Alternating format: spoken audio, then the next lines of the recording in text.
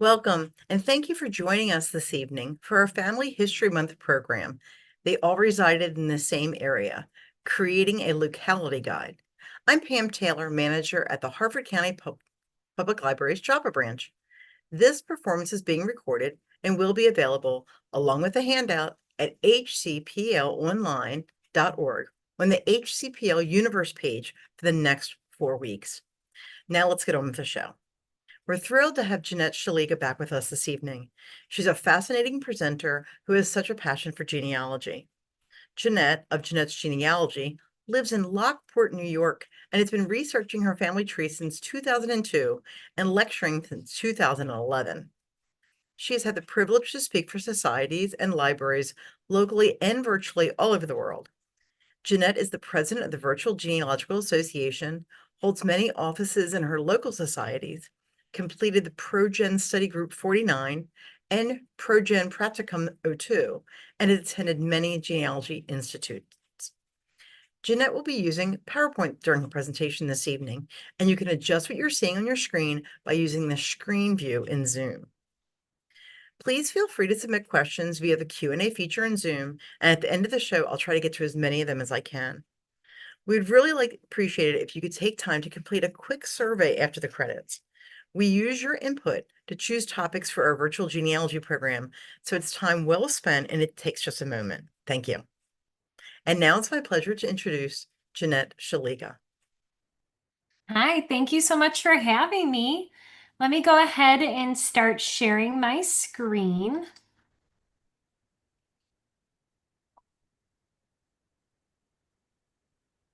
And then can you confirm that I am in the correct mode and that you're not seeing You're good to my go. presenter notes? Mhm.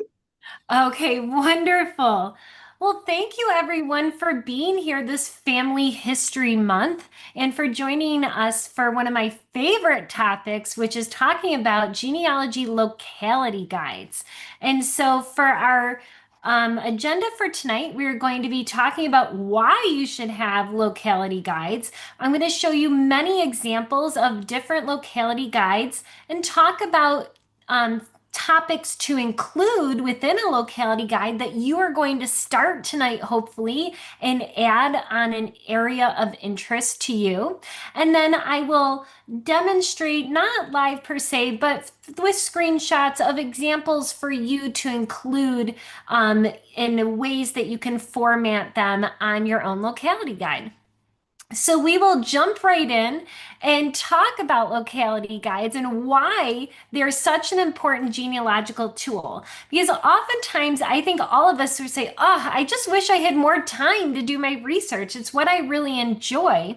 And so one way that we can buy back some of that time is to organize our resources for easy access. And locality guides are just a great tool to do that in. So I want to use this visual to explain why I think locality guides are very important. This is my family tree showing 4 generations on both the paternal and maternal side. And all the ones that I highlighted in yellow lived in the same city at some point in their lives. For some of them, it was maybe in their childhood. For others, it was later in life. For some of them, it could be their entire lives. They all lived in the same city. And so, if I became familiar with the records that that city had, I might find more than one of my ancestors in the same city directory, using that same resource. Or they could have maybe attended the same church, and I could find on different sides of my family tree, baptisms or marriage records and confirmations, things like that in the church records. Maybe some of my ancestors even attended the same high school together and I could find them in yearbooks. They might be all listed in the same register voting lists.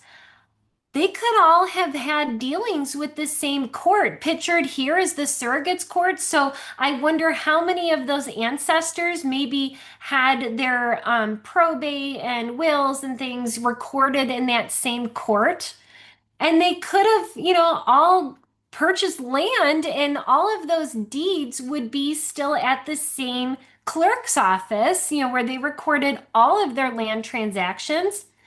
And maybe they're even buried in the same cemetery. So knowing that I have all of these different ancestors on both sides of my family tree that lived in the same area, being familiar with all of the records and books and websites and repositories that I might find them in is going to save me time in the long run because I've researched what records are available. And that's what a locality guide is. It's just a guide for you. It's a document, if you will, just to collect all of the information and links about a place for you to quickly access. So if you're like, oh, I know that great grandma was in the city directory in 1870, but my other ancestor lived there in 1860, you could then check your locality guide to see if there's a city directory that exists back from 1860 because you know it was there in 1870, and then you can just have that information easily available to you to save you time rather than going out and re-looking for the same record over and over because you can't remember if it exists or not. You might already be familiar with locality guides that you can purchase. There's lots of different places that will sell pre-made locality guides. If any of you are members of the National Genealogical Society, you may have come across some of their state guides. They have for many, they don't have all of the states, but they have many of them available in both a print version that they can mail to you or a PDF downloadable version of how to research in certain states. If you perhaps are a subscriber to Family Tree Magazine, often inside of the magazine in the center where the staples are, you can find a locality guide, a state guide for different states. And then as they go through all 50 states, they then cycle them again to refresh the state guides from Family Tree Magazine so that they have the newest information. And if you didn't, happen to subscribe and get the issue that you're interested in, you can purchase them from their website and you can do a digital download and then you can have the information on the most recent state guide that you're interested in. Some state societies and authors also purchase their own state guides. You can see here the Genealogist's Handbook for New England Research. You can also see the New York Genealogical and Biographical Society. They publish a guide and gazetteer. And then the Pennsylvania Genealogical Almanac, that's for the Pennsylvania Society for Genealogy. GenPA is their website, and you can see here that they put out a publication as well. So there's many different available options for you. So let's look at some of the ones that maybe aren't for purchase, but you can find them online for free. Many of us have probably used the Family Search Research Wiki. Here is a screenshot from the wiki page for Oregon that you can see here. And so you can look for that information and use it like a locality guide.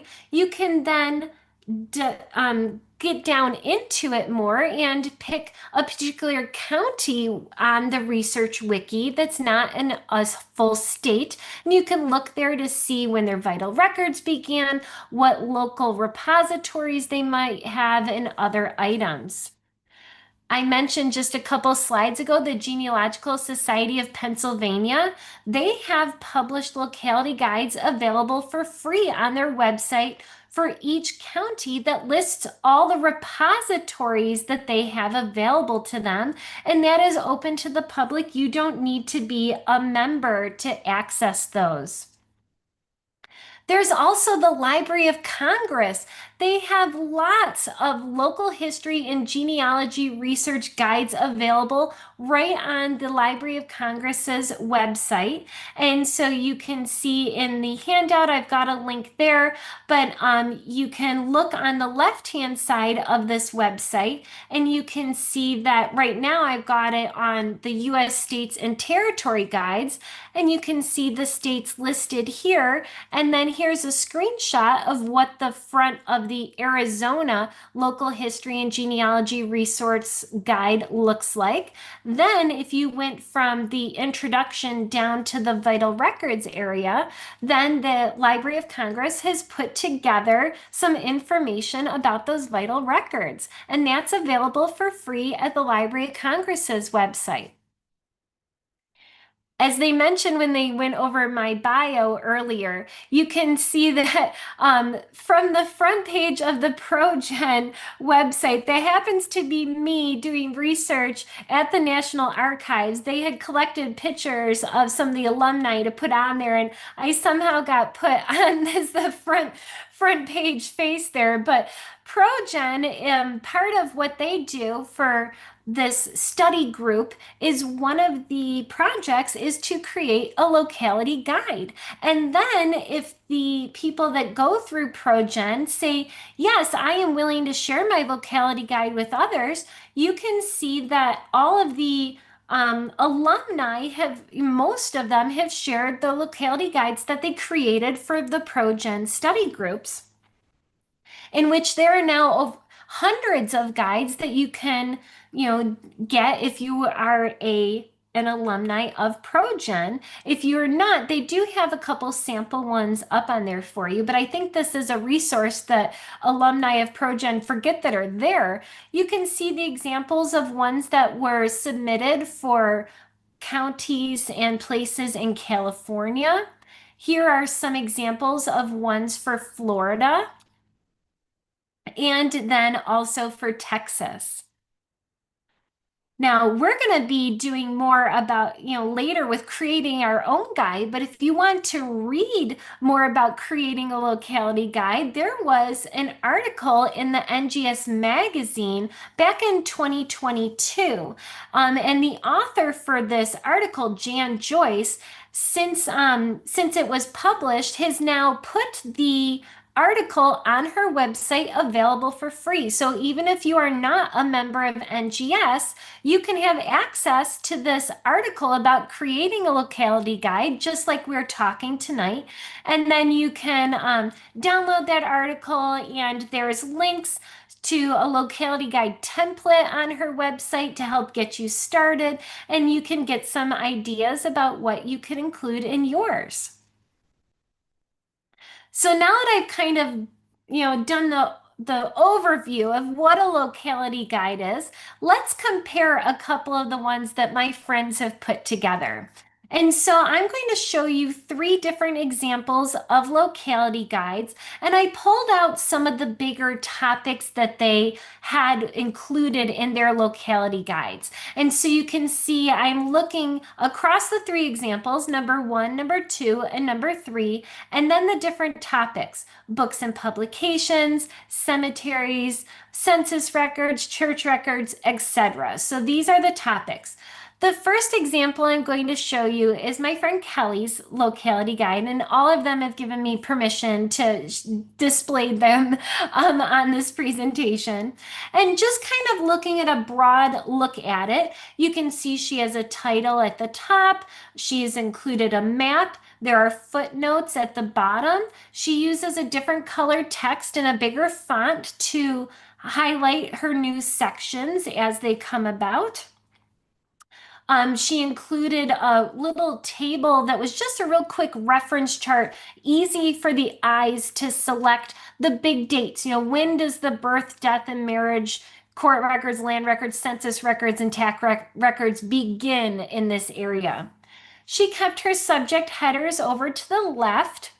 Okay, and then also she embedded her links. And so what I mean by that is if you're looking at some of these and you see, the fee books, and then there's a date where it says 1826 to 1875, or up at the very top on the left when she's looking at the indexes to wills, and then the 1838 to 1938 looks like a clickable link. That's what I mean by hyperlink.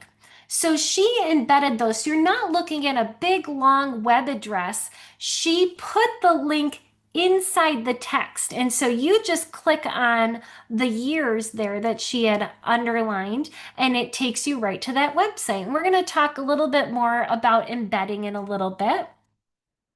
And then with this in particular, this was an assignment for us for ProGen. And so we had a page limit. But I want you guys to understand that when you create your own locality guide, there's no limit. You can make it as long as you would like to, and add more space in between the sections if you want, or start each section at the beginning of a page, and so that you can format it and make it however you would like. There's no page limit, on a locality guide for your own personal use. So looking at Kelly's example, I added check marks to the topics that I saw that she highlighted in her locality guide. She talked about books and publications, but she didn't really have a dedicated area to cemeteries and censuses. She had a section for church records, but she did not have an area for city directories, etc. So now let's look at example number 2. Now I'm not going to show you the whole one. I just wanted to give you an overview. This is my friend Cindy, and for her guide, she has links in there, but she just copy and pasted the entire hyperlink. And so we will look at that later, but rather than embedding it within the dates like Kelly did, Cindy's were full links. And this is, sometimes helpful because if you wanted to print out the guide, then you could see the full web address. Whereas if they're embedded, you're not sure what internet site that's trying to get to. Another thing that Cindy did was she had put her subject headers kind of in the middle rather than doing them left face. She kept them the same black color as the text. She did, and she made the font size a little bit bigger to separate out her sections. And in comparison, what's interesting is that Cindy, for the second example, she did not have a dedicated section to books and publications, but she did do cemeteries and censuses. Now remember, because we were on assignment, we had a page limit. It's not that they probably didn't think that, one was more important than the other. We all had to make decisions in order to stay under the rules of what our assignment was asking for. But there are many subjects that both of the guides did include as important. And then we will look at our third example. This is my friend Amber's, and you can see, hers was 10 pages long, but she used more colors to help separate out the different main sections there. You could see she used like separator lines and then made her subject, her larger subject headings red, and then her sub, text maybe a little bit bigger and bold, but in black, and so you can just kind of get a visual of what, another one looked like. And she also had footnotes at the bottom. And so funny enough, comparing that Amber's guide across the other two, you can see that there were many ones that all three of them found a spot within their locality guide, but then vice versa, there were some topics that, didn't make the cut for our assignment. Now I'm going to show you the one that I made, and I'm going to delve a little bit more into it, but I wanted to just explain one thing. This was during COVID when I made this, and we were on shutdown, and I had all the time in the world to do this assignment. It's certainly prettier than any other locality guide that I have ever put together. And so what I had done was I had gone into my word processing program, and I had done a newsletter template. And so it had kind of already picked out, kind of columns and color schemes, and it had the headers and footers. And so I didn't create this from scratch. I just used the template that came with my word processing program, and then I edited it to meet my needs. So it does look very pretty. I'm still very proud of how this turned out. Although I wouldn't normally, have spent this much time, but as I said, it was during shutdown. And so I was, enjoying doing the project to the fullest that I could create it to be. So on my front cover of my locality guide, I included my quick facts over on the left, which was, dates and very important dates like the vital record dates, like when do births records begin, when do marriages begin, when do deaths begin, where are those records held, and then I wrote a history about the area, talked about what the county was in, and if that county was a daughter county of another county, meaning were their records kept maybe somewhere else. And then I got into, very specifics, like what records are held at what building. And again, during closure, I was able to go downtown and take pictures of the buildings. And I got these beautiful shots because there was nobody out walking around outside. I was able to take these pictures of the buildings. They were all closed at the time, to include in my locality guide, which it helps as a visual to remind you, like, oh, that's the building that the clerk's office is in, if it's not something that you got to visit frequently. And I would include items such as what's found on site versus what's found online. And so I included like what records were included at the surrogates court, which is in New York, where the wills and probate are, but then what I could find online at Family Search compared to also what was online at Ancestry, because they were not the same as far as what was available. And I then included other local repositories, and I chose to embed my links as well, just like how Kelly did it first. I hid the hyperlinks because I knew I wasn't planning on printing this document out, and I really wanted it to look pretty. So all of those items that are underlined are links to go to websites that I would just click on within my document. And I did include some longer links if it was an umbrella, like, talking about the library, and then, collections within the library I might have made embedded. But I included other local repositories. I included local societies because a lot of them also had records that I would be interested in because my ancestors, maybe have had interactions with what those societies cover. And then towards the back, I started to just include just like a link, almost like a Cindy's list of records, that I could find, such as, what are specific collections in Ancestry? What are links to all of the census and state censuses directly to that collection page on Ancestry or directly to Family Search? I included links to maps that were available, digital collections through the libraries, military records. And then I even, went to different places, that you could find obituaries and different wikis that covered the area and yearbooks that were online. So that is an example of my my locality guide. Now, I talked a little bit about I knew I was going to not use this document as something I was going to print out and carry on paper. Because a lot of us now, you've got your phones or you carry your laptop to when you're going on research trips. Sometimes it is, important to think about, well, will I have access to Wi-Fi while I'm out and about? If you're on a research trip, you want to be able to look at your locality guide, so you might need to download it. If you choose to keep your locality guide in the cloud, it allows you, to be able to add things. Like maybe you got to stop at a historical society, and you're like, oh, this is great. And you're adding, information in on your locality guide right from your phone so that the next time you are researching that area, you'd be like, oh, don't forget that historical society. They had that great newspaper collection.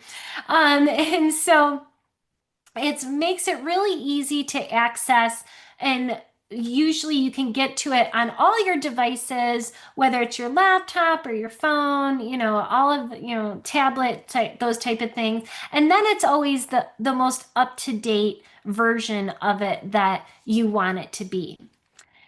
And then I showed you, we compared different examples of topics to include. So let me just put it out there. The ones I showed you are just examples. There's no limit. You can include however many topics you want to. It's your documents, your locality guide. But there are ones that tend to be used by everyone. Almost everyone will include a history of the area just to kind of put you in the mind frame of what this place was about that you wanted to do your locality guide in. They almost always include vital records. When did the birth records start? When did the marriages start? When did the death records start? Those type of things. And then those local repositories.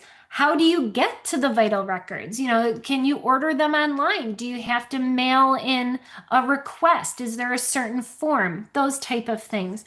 And then if you want to, start with like give me a good, like 10 or so to begin with. These are ones that I recommend, and based off of, they're just often the first records that genealogists look at, when we're doing our research, and they tend to be, included in all aspects for many years of where and when you are doing your research. You can often find a map of an area, even though that map might not be the years that you're searching for. You can include like information. Well, the first maps of the area, the earliest maps I was able to find was from, 1812, and it's located at the Library of Congress, and you can add that information in. I mentioned before about the embedding link, so I want to show you kind of up close examples of what it is that I'm talking about. So this is if I was to just include text. And so there's no website available here. These are some of the regional and state genealogical societies for Minnesota. And I just typed it into my word processing document, and so I have no idea what their web addresses are from this text. The second option would be I could include after their text, I could type out their URL, their web address.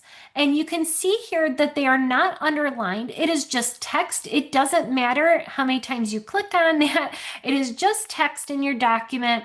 And if you're printing, then, with these nice short, URLs, there's no problem for you to copy and retype them in, manually into a web browser to go to them. The next option is that you can hyperlink those URLs.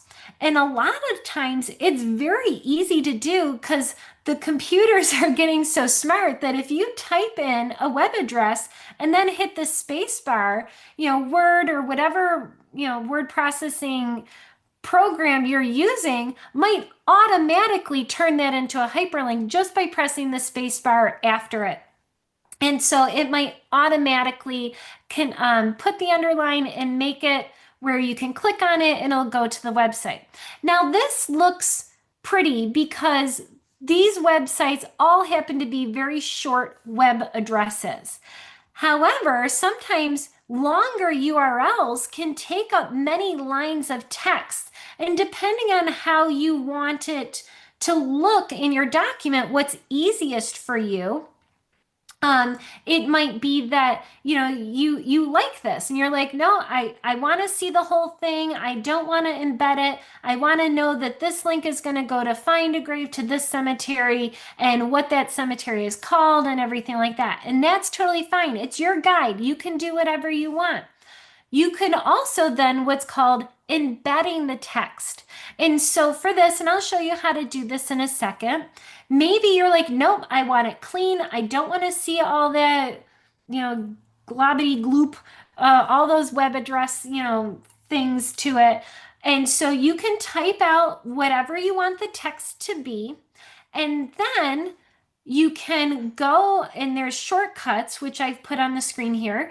You can insert, and this, it might look different depending on if you're using Pages or Word or Google Docs or whatever word processing program you're using.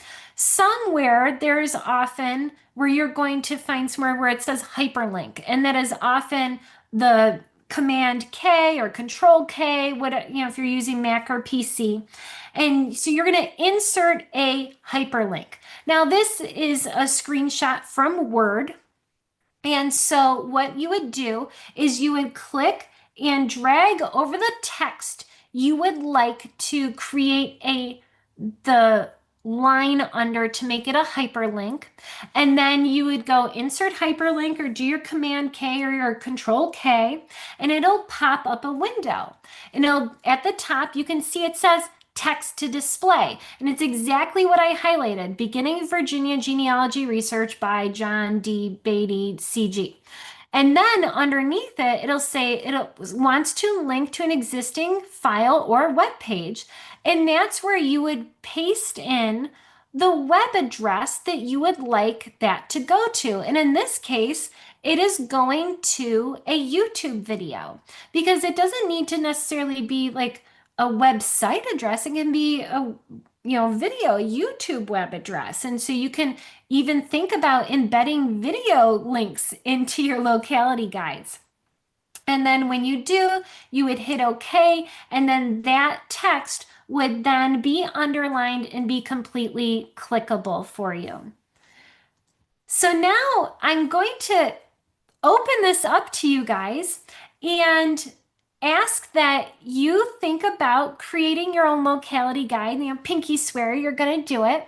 And if you want right now to play along while we are going through the program, you can, minimize Zoom and still listen to me. Or if you have two screens, you can move it, over to the other screen and open up a word processing document and think about a locality guide that you would like to create, a place that you're interested in researching in, or perhaps a place where you had a lot of ancestors that all lived together. Maybe you want to create one for where you live and submit it as a, volunteer gift to your local genealogical society or historian's office, things like that, your local public library for other genealogists to use. Because you're like, oh, did you know about that secret record collection that they've got in the basement of the county clerk's office? You can share items like that you are familiar with about that area. If you are not interested in you're like, oh, I'm on Zoom right now, so I can't really open up a Word document at the same time. You don't have to at this time if you don't want to. This is being recorded and it will be available for the next month. And you can then watch it again and then hit pause at any point and look at the screen and work on your document while you can go back and forth to the recording to your document. So I would like to start by talking about creating in your Word document, your locality guide, to first start with the history of the area. So a lot of times we'll put, a big title at the top and say, the place that it is that this is a locality guide for. And then after that, we include the history, like, where is this place located? If you're doing a town, what county is that town in? If you're doing a city, what county is that town in? If you're doing a whole county, what state is that in? When was that established? Because that helps you understand, well, records prior to the date of it being established might be included somewhere else, at that predecessor county or predecessor town, and where it was established from. And then oftentimes on the front, kind of the beginning, when we have our history, we'd like to include some sort of visual, a map of the area, and so it can be a detailed map or a little bit of a broader look back. If it's a county, where is that county located in the state, perhaps? And then you could include links to different history items. You can include a link to the Family Search Wiki. You can include a link to the county history book from 200 years ago, whatever you would like. If you're looking for some ideas, you can find short histories just by simply Googling, the name of your area and history. You might find a place like this. This is from Richmond, Vermont, where their historical society included this really neat timeline. From the pre-colonial period to pretty recent. And it talked about how, when and how it formed and how it came from certain neighboring towns. And this can be really important information because even if your ancestor didn't move, the borders might have changed around them. And it can cause your ancestors' records to be held at different neighboring localities. I've mentioned Family Search's Research Wiki, and I'll show you that in a second, but don't forget about just regular Wikipedia. A link to that in your history area of your beginning part of your locality guide might be something that you would like to include. And then again, just like I had mentioned, that Family Search Research Wiki always has a bunch of information that we are probably interested in, and you could include a link to that site in your history area. So at this point, if you're watching the recording, you can maybe hit pause and be like, okay, I'm going to work on just the history of my area that I'm going to do my locality guide on. And the image that I have here on the screen is something I just created in Word. And I used the pre made title and subtitle and headings that they have there, the fonts. I wasn't particularly creating, I wasn't making fonts bigger or smaller. I was just selecting the pre-made options that they had there. And I wrote up some sentences. I included a picture that I had gotten from the GenWeb, and I put a link to the picture where I'd found it so I could find it again. And then I included a link to Wikipedia and the Family Search Research Wiki. And I included the footnote was just where I'd found the information about the city of Binghamton, and that was to the NYGB, the New York Genealogical and Biographicals Guide and Gazetteer. So now the next big section that a lot of people often include are the vital records. Okay, and so for this, I often like some sort of visual, whether it's like bullets or a table or something where it's just like your eye just kind of goes right to it. And it's like, it's just real quick, easy to find. The birth records began on in this date. And it doesn't have to be a year like I put. It could be the exact date if you know the exact date. The marriage records begin this date. The death records begin at this date. And then where can you find those records? And then I even included a screenshot for this example because the website from that clerk's office had included information that I thought was important. That there are certain requirements. A birth certificate has to have been on file for 75 years in this locality, which might be different in different localities. So if you're particularly doing research in an area you are not familiar with, they might have different rules. Some places it might be you can order a death certificate 2 weeks after the person deceased. It could be 25 years, it could be 75 years, it could be 105 years, like Pennsylvania. So you want to include that information for you. And so at this point, you can pause the playback again and, add in the items on vital records that you would like to on your locality guide.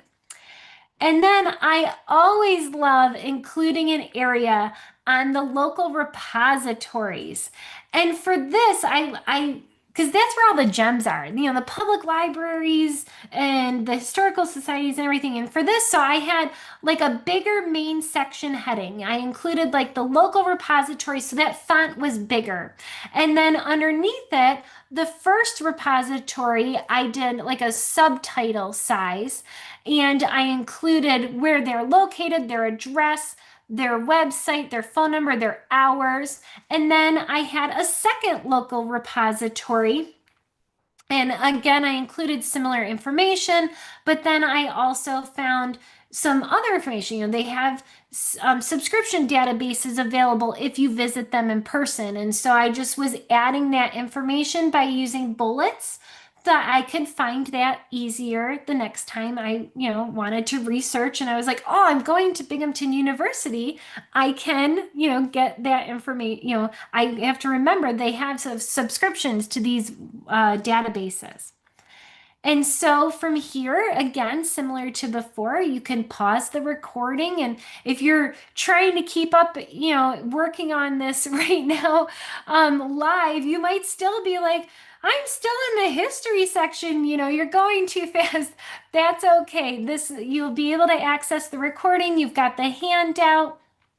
As long as you're having fun and adding stuff in that's of interest to you and that will make your research easier in the future, then we are all good. And we talked many times about the topics to include outside of doing like the history, the vital records, and the local repositories.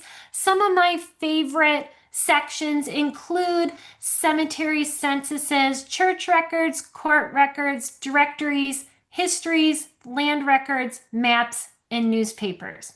And what I sometimes like to do is right when I'm starting the locality guide, I will just automatically put those big topics in, like all of these different topics to remind me, like, oh, I'm doing all this research and I never even looked to see what newspapers might be available online. I can't believe I forgot that. So it's almost like a checklist as you're doing research on your ancestor. Did you go through, did you look to see, all the censuses that were available? Did you look to find all the court records that were available and items like that?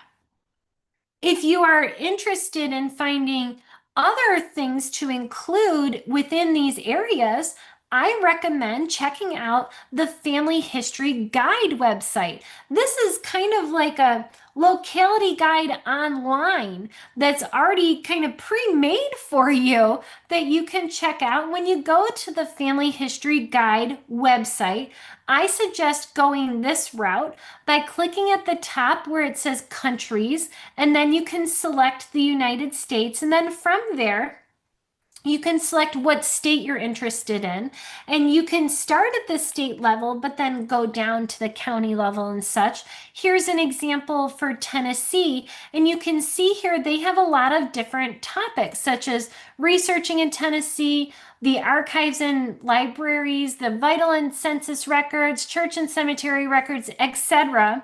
And then as you scroll down the page, they have links. It's like a live locality guide right online for you that you can explore and learn about researching in that area. And if that's something that you're like, oh, this one is awesome, you can then copy the link to that direct resource and put it in your locality guide. And I mentioned that was at the state level. You can go down, you can drill down to the county levels too. And you can see here's all the counties in Tennessee, and they have this little abbreviation that they used. So, for example, if the name is there, if you clicked on it, it would take you to the Family Search Research Wiki. And then after it, if there's an A, there's some sort of link to go to Ancestry. If there's an L, you click on the L and it'll go to Linkpendium. There's a G, it'll go to Genealogy Inc. A U will take you to the US GenWeb, et cetera, et cetera. And so you can click on all those different letters to take you to different places. If you're looking for more information to include on your locality guide, this is an oldie but a goodie. Roots Web, which was something, gosh, when I was starting off as a beginning genealogist back in 2002, I was all over Roots Web. I remember that very succinctly. And so now it is owned by Ancestry, and they kind of have it as their own research wiki, Ancestry's genealogy wiki site. And so you can go there, and part of what they have included, and this might be on your library shelves, is the Red Book. And the latest edition was published over 20 years ago in 2004. But what they include in it is a lot of history and vital record start date information, which would still be the same even though it's over 20 years old. The start date of the city or county or state is the same as it was, And Ancestry has then digitize the content of the Red Book and put it on their Roots Web wiki. And there's a link in your handout, and you can, explore all the different states and counties and town sources that are available. This is an example of the landing page for researching family history in North Carolina. And it says right on the right-hand side that this article is just part of a bigger series. And they have all these different links of ones that you can click on, the history, the vital records, the census, all these topics that we are interested in putting in our locality guide. And you can click on any of those to take you to places like this, such as, court records of North Carolina. And we're getting close to the end. So one other place that I really wanted to share with you that I think is a neat way to search by locality is going to Ancestry. And on their main search page, if you scroll down, you will then see a map of the United States. And then you can click on different countries if you're interested. But they have all the states there below, and you can click on any of them. I clicked on Illinois, and then they've got all of the records for that place as a state. But then you can narrow it down even further, because oftentimes our locality guide is not a big state one, but more centralized to a region, whether it be a city, town, village, county, where our ancestors lived. But here you can see, here's Ancestry's landing page for Cook County. And you can click on any of those. And then if you're like, oh, this is the best collection ever, you can copy that URL and put it right into your locality guide. And then for images, maps. Maps are so neat to include in your locality guide. And one of my favorite places to get maps is from the Library of Congress. They have lots and lots of digitized maps. And some of the ones that I think are just the most fascinating to look at are bird's eye view maps. Here's an example of one from New Jersey. And here's another one from Milwaukee. And so if your ancestor happened to live in this area of Milwaukee, like there might be a drawing of their house there that you could include, your research, but then also in your locality guide to get an idea of what the neighborhood looked like when your ancestor lived there. Other ones that you can get from the Library of Congress include the Sanborn Fire Insurance maps, which also can show you your ancestor's house or, what their neighborhood looked like. And so you can include an area in your locality guide of saying, okay, for this area, they have the Sanborn maps for like 1886, 1898, 1912. And then you can include a link to each one of those. And then there's lots of other maps that you might be able to find as well. This is a railway map of Chicago, and so you can include that, a link to that from Library of Congress in your locality guide. Maybe you have an ancestor that worked on the railroad or somebody that commuted a lot with their job. You never know. And so the Library of Congress's map collection is certainly one that you'll want to explore. You can just search for the location of your locality guide in the map search bar there and see what you might find. So, in closing, I kind of want to take you back to where we all started by me just showing you this image of my fan chart and how I had ancestors on both sides of my family, maternal and paternal, that all lived in the same place. And all of those resources that I was finding for one side of my family applied oftentimes to the other side of my family as well. And so by putting all of those resources in one place really helped me become familiar with the records and not forget, like, oh, how could I forget that the voter registration lists were available at the public library? So it was almost like a checklist of items for me to look at while I was researching people in my family tree. So I hope that you got excited about creating your own locality guide. It does not need to be pretty. It does not need to be a certain page length, long or short. You can have it organized however you want. It's your guide to help you find records that might include your ancestors in there quicker and easier for you. So at that, I will now open up to any questions that there might be. You have a lot of questions. So, great presentation. We really enjoyed it. There was a lot of chat going on here too. First question is, can you create or find a locality guide in Europe or really anywhere outside of the USA? Yes, I believe you can. Even some of those ProGen ones that I showed you, I was in a ProGen group with a lady from Australia. So her locality guide was from where she is, and it's just I kept this more US based, but certainly you can find locality guides for all over. And if there isn't one, then you create one and then share it with everybody else to, help make the job a little bit easier for the rest of us as we are like, oh, now I have this small village in Poland, and can somebody help me with that? And be like, I got you, and then you can share with them everything that you put together. Yeah, genealogists are a big sharing group. Yeah. Next question. Is there a way to find schools that were open in a particular locality at specific dates? Where would the school records be housed when a school is closed? Okay, so that's going to be different everywhere. And so I would suggest starting with, broad, like, and kind of trying to narrow in. So, just Google it and find out if you can find the answer to that there.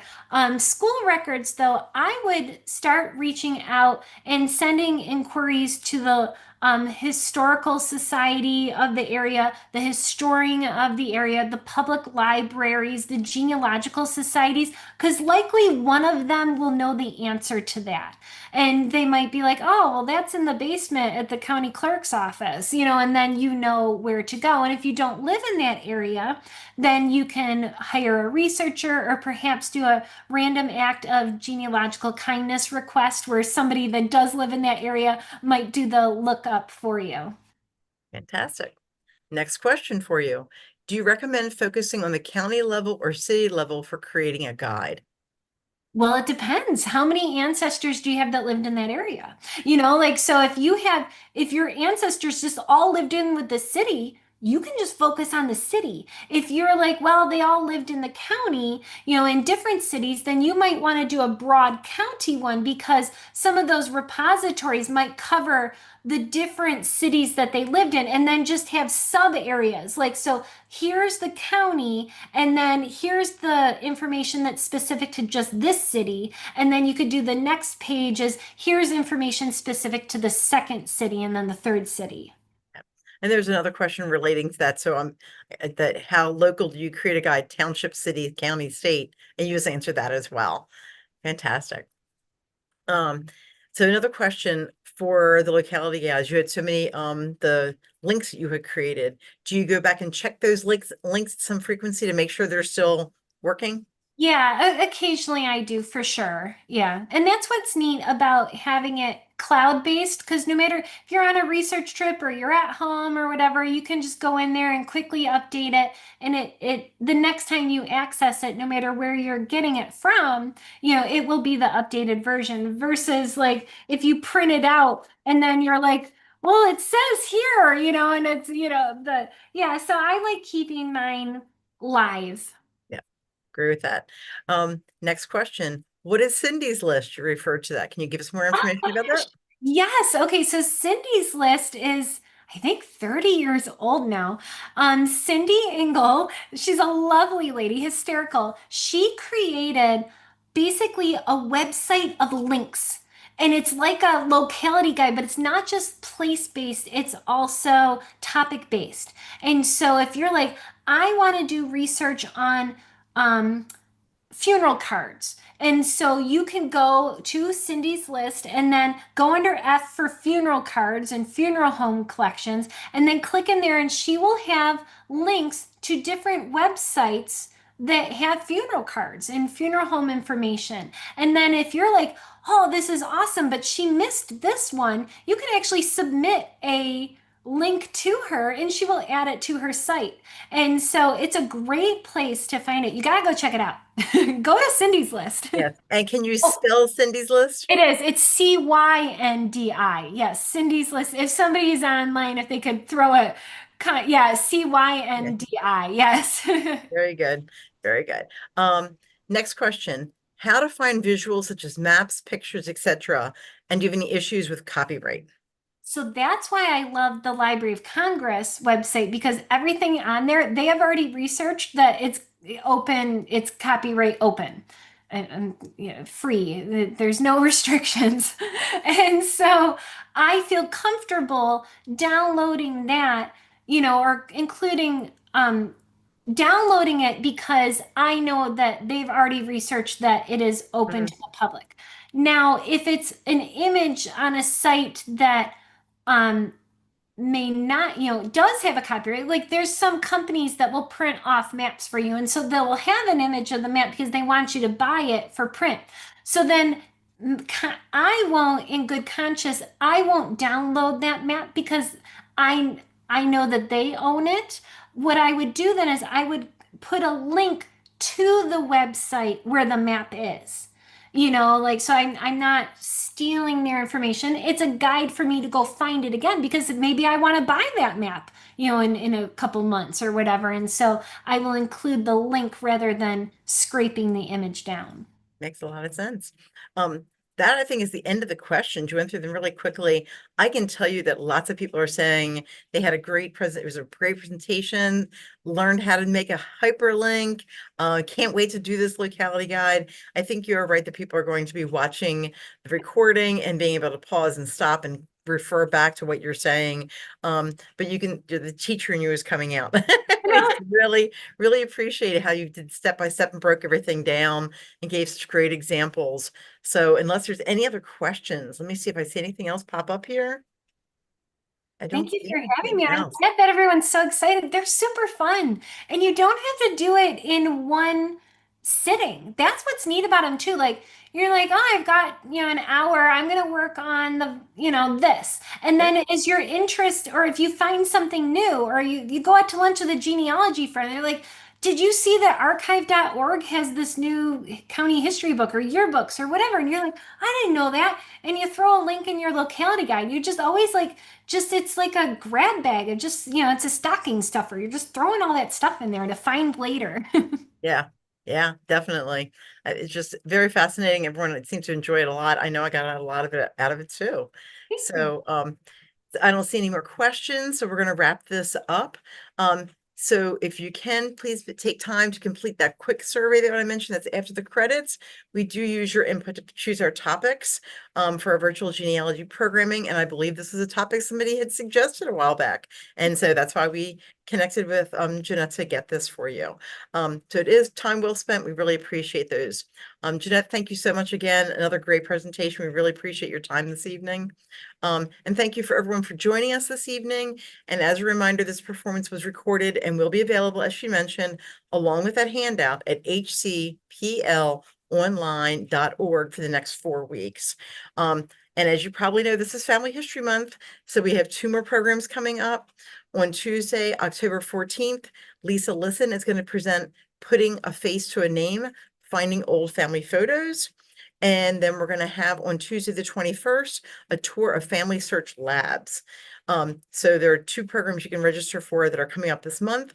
And then mark your calendars for Genealogy Week 2026. It begins on Monday, January 26th, and we have a great lineup that week as well. So as always, registration is available on our website, hcplonline.org. Hope to see you guys then, and we have a great rest of your week. Thanks so much.